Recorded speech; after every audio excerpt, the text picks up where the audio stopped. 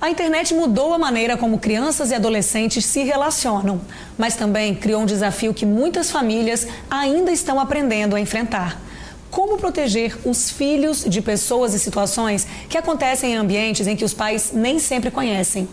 Uma conversa que parece inocente, né? Uma amizade que começa pela internet, um contato que aos poucos passa a ocupar cada vez mais espaço na vida de um adolescente. No ambiente digital, situações de risco podem começar de maneira quase imperceptível. Por isso, falar sobre segurança na internet também é falar sobre proteção, diálogo e atenção dentro de casa. Hoje nós vamos entender como identificar esses riscos e como pais e responsáveis podem cuidar de crianças e adolescentes.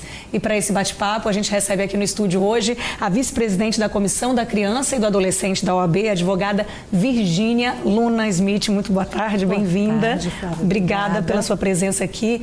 Virgínia, por que crianças e adolescentes acabam ficando tão vulneráveis, né? Especialmente vulneráveis aos riscos do ambiente digital? Flávia, eu acho que são vários fatores. O primeiro deles é a própria falta de controle da utilização das redes sociais. O segundo é que quando eles entram e não há essa supervisão, esse controle parental dos pais ou dos responsáveis, eles acabam sendo aliciados por pessoas que captam a necessidade do adolescente, principalmente de pertencimento. Então, eles fazem validações, eles incluem no grupo e aí eles acabam, as crianças, os adolescentes, eles acabam se sentindo parte, né, daquele contexto. E também tem um outro fator que é o próprio algoritmo, que ele promove, ele vai liberando ali coisas que despertam o interesse daquela criança, daquele adolescente, para fisgar, né? E aí acaba viciando mesmo também. Então, eles ficam mais vulneráveis nesse cenário todo, né? O algoritmo, ele acaba percebendo o que a criança desperta de mais interesse, o que curtiu mais e tal, e vai direcionando e vai entregando mais. Isso. As conversas vão sendo mais direcionadas, seria isso? Isso. E conteúdos. A arquitetura do algoritmo, ela é feita para te viciar. Então, ela vai fisgar os seus interesses, mas também ela vai criando necessidades que as crianças e adolescentes não têm como filtrar muito bem. Eles ainda não têm maturidade para isso. Então, o sistema, né, do algoritmo, ele captura essas crianças e adolescentes que acabam ficando muito vulneráveis nas redes mesmo. E o que muda no caso quando uma criança, especialmente mais os adolescentes, né, que entram em grupos, comunidades, esses jogos de plataformas em que pode conversar diretamente com pessoas que não conhecem? Pois é. A interação com terceiros desconhecidos é extremamente nociva, porque é ali que acontece o aliciamento, a captura dessa criança e desse adolescente para um ambiente que inicialmente é amistoso, né? Ele vai elogiando, ele vai te promovendo dentro de um grupo.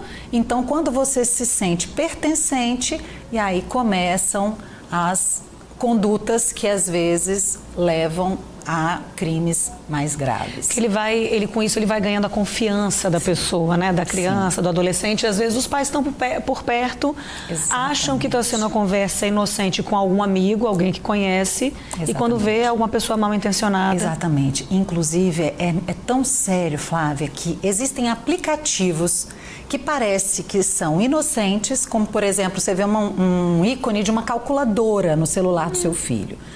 Mas, quando você clica nessa calculadora, suposta calculadora, está te pedindo uma senha para entrar. Não existe aplicativo que seja bacana sem que você peça senha para né? entrar. Entrar.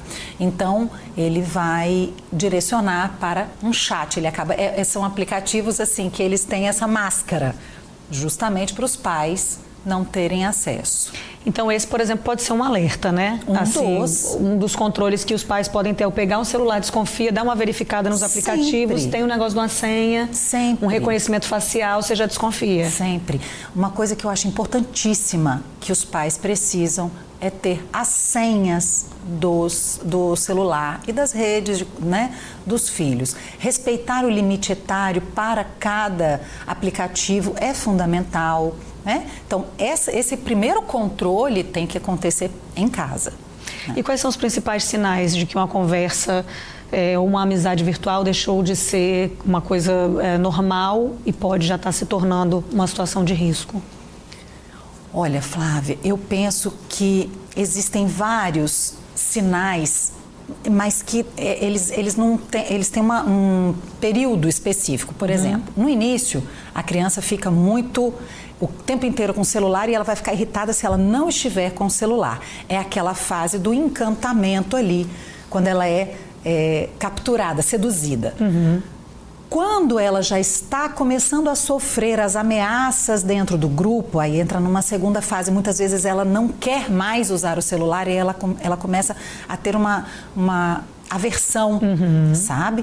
Então, é tudo muito sutil, precisa perceber. É porque, às vezes, os sintomas que os adolescentes apresentam são sintomas que a própria adolescência já traz, né? Então, é o recolhimento, que é quarto fechado, que é privacidade. Então, são sintomas, não conversa muito. Então, são sintomas que aparentemente fazem parte do contexto de uma adolescente, mas que a gente precisa sempre estar de olho. E eu sempre brinco, dá os perdidos, pega lá o celular, tem que ter a senha. Se você não tiver a senha do celular do seu filho não deveria ter um celular. Porque eu sempre digo, o dever dos pais de proteger é maior do que o direito à privacidade que os filhos alegam ter, né? Porque é aquela história, assim, numa idade dessa, não tem muito para que ter privacidade, né? Não tem o porquê esconder alguma coisa na relação com os pais. E eu vou dar um exemplo, assim, né, da vida real. Por exemplo, os filhos num shopping, né, um lugar com muita gente. Então, digamos que o seu filho, menor de idade, se aproxime de uma pessoa estranha que você não conhece e comece a conversar com essa pessoa estranha num local, assim, que está mais recolhido. Eu tenho certeza que você não vai ficar tranquila com essa conversa e dizer, não, eu vou deixar ele quietinho ali para ele ter privacidade. De jeito nenhum, exato. A mesma coisa deveria acontecer na rede social. Agora, a partir de que idade assim, os pais devem conversar sobre segurança digital? Porque eu às vezes me questiono, particularmente, o quanto a gente faz um alerta para proteger, né, para tentar ensinar, mostrar as coisas que acontecem, os riscos, como um fator de segurança, um olhar de segurança, e ao mesmo tempo como talvez você desperte um olhar maldoso ou de violência ou de perigo demais que eles ainda não estão tão preparados. Então, né, qual uma idade que a gente deve conversar tão abertamente sobre segurança digital? Eu acho que sempre do tamanho que a criança seja capaz de entender. Mas deu um celular na mão de uma criança, você tem que dar combinados e informações importantes. Não precisa falar abertamente sobre as automutilações, zoosadismo, a pedofilia, dependendo da idade da criança. Mas é importante conversar que estranhos, não é para conversar com estranhos, a gente não sabe o que essas pessoas, né, podem... Fala que pode mudar a foto, e aí pode espalhar fotos. Então, assim, pede para enviar, né? Pede para enviar porque eles pedem para enviar foto, endereço, informações. E eles têm como manipular digitalmente também essas fotos, que é um problema. Então, se vai dar o celular, tem que dar junto com o celular as informações e, principalmente, as regras, os combinados para esse celular ser utilizado. Que eu sempre digo, tem que ter... locais proibidos, horários proibidos, né? Celular no quarto à noite, nunca. Celular nas refeições, nunca. Né?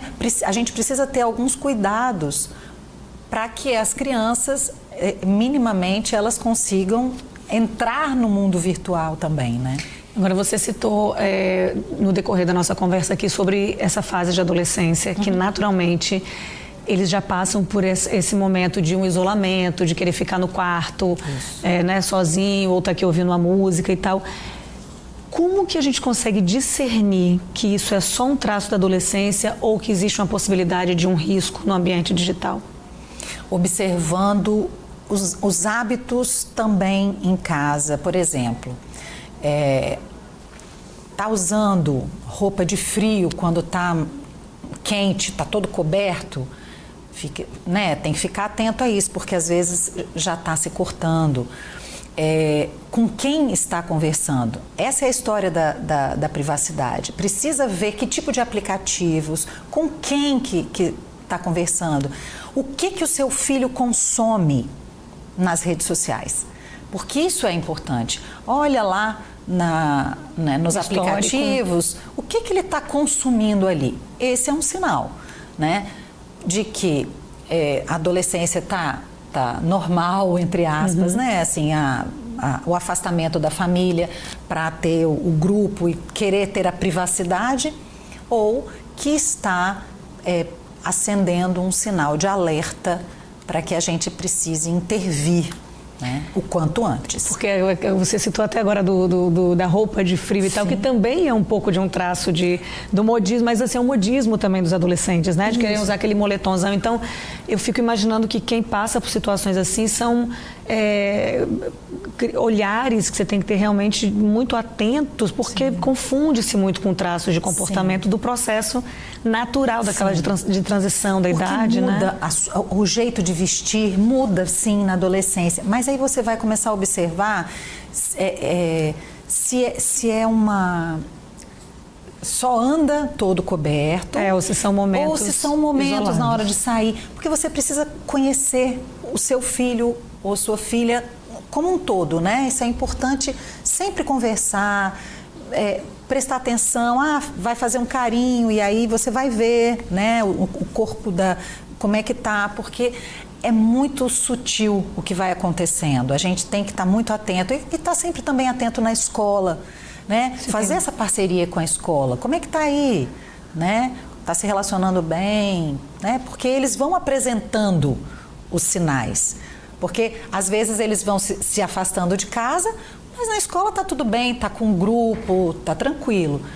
Agora, se a escola também percebe... Começa a identificar o negócio, né, um movimento diferente, está faltando muito as aulas. Então, tudo isso a gente vai observando. São vários sinais. Tá bom, a gente vai dar uma pausa rapidinha, mas recentemente teve um caso muito sério, né, em uma dessas plataformas, que foi o Discord. Eu quero a gente conversar um pouquinho mais sobre isso, mas é um minutinho só, a gente vai dar aquela pausa rapidinha. Você não saia daí, porque a gente volta já já.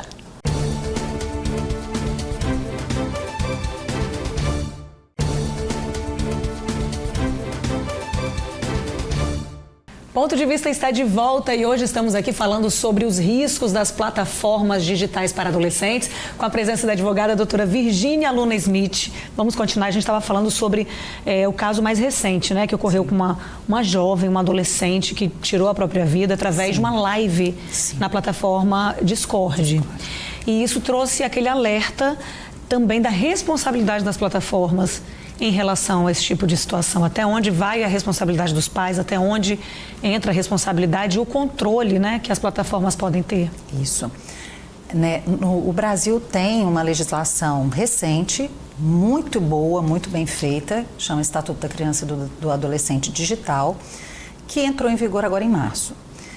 Nessa legislação, existe a necessidade das plataformas se adequarem, fazendo verificação etária, né, utilizando critérios para verificar a idade dos usuários e já estabelecendo uma classificação etária, por exemplo, olha, para ter uma conta no TikTok tem que ter tantos anos, no WhatsApp tantos anos. É importante fazer essa classificação, atrelar a conta de menores de idade, quando for o caso, a dos pais.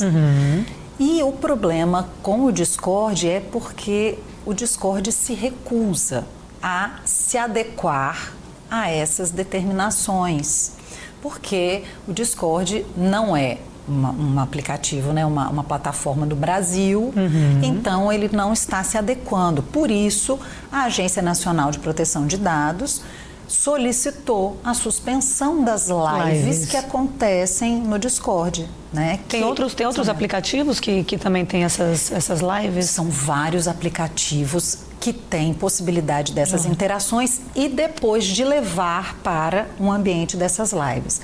Porque não é direto, né? Essas lives, elas são marcadas com as panelas, existe ali uma organização nessas panelas, né?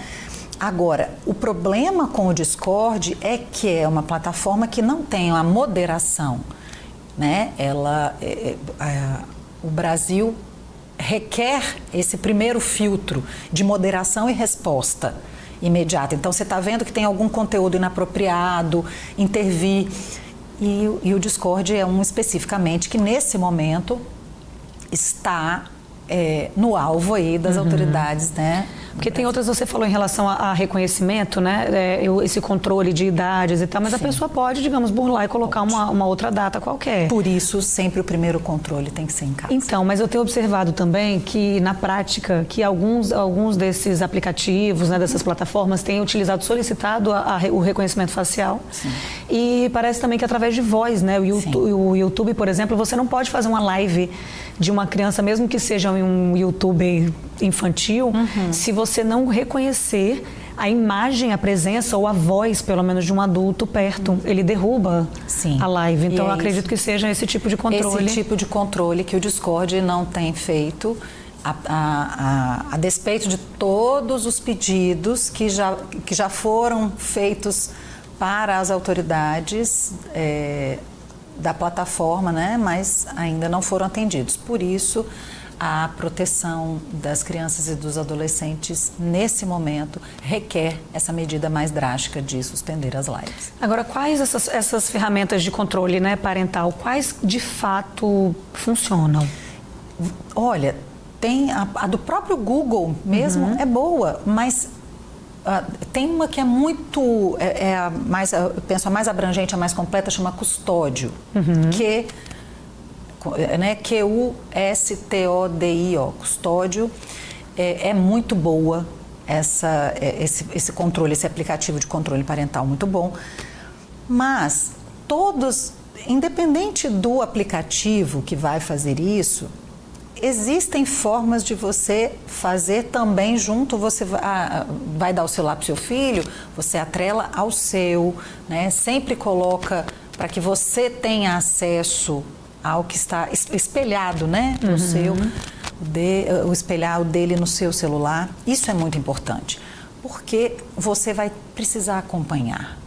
O aplicativo, ele faz um excelente filtro, mas o principal ainda é a conversa e o controle parental da presença, né, dos pais. Então, agora vamos lá, se a família descobrir, né, que está acontecendo alguma coisa em casa, que o adolescente está sendo ameaçado, assediado ou aliciado pela internet, qual é o primeiro passo?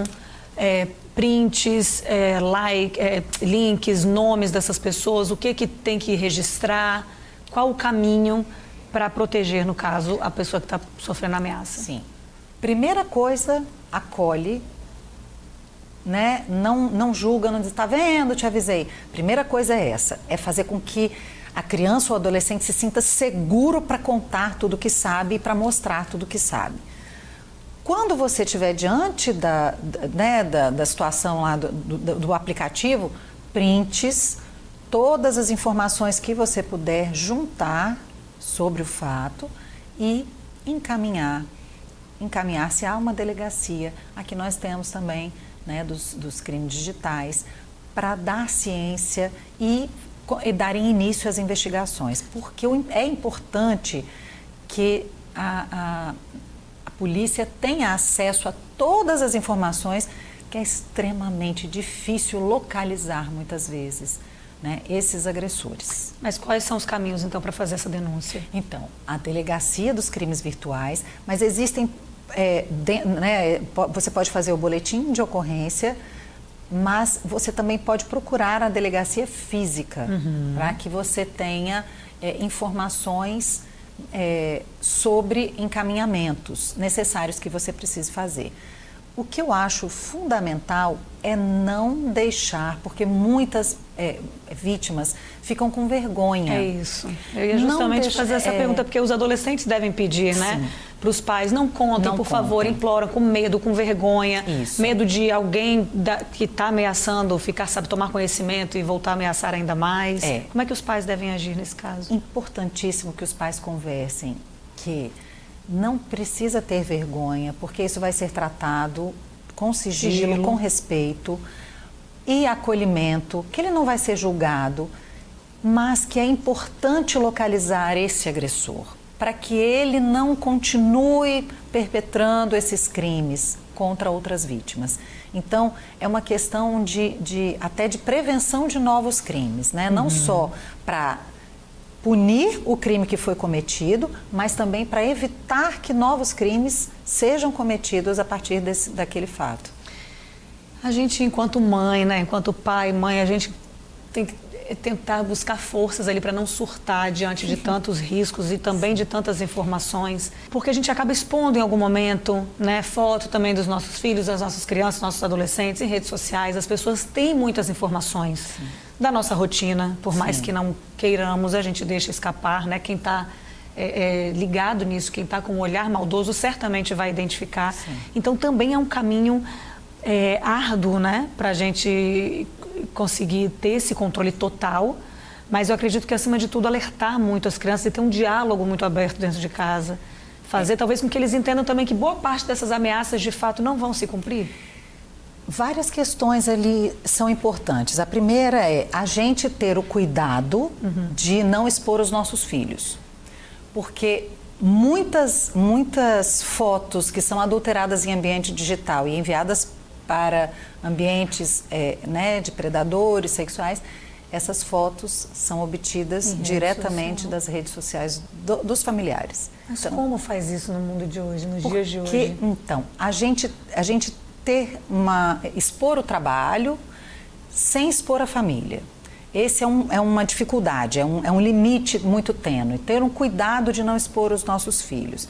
E quando os filhos tiverem o celular, ter o cuidado de explicar para eles, para evitar o quarto, evitar roupinha de dormir, evitar biquíni, porque infelizmente, essas fotos, esses vídeos, não existe nada de visualização única.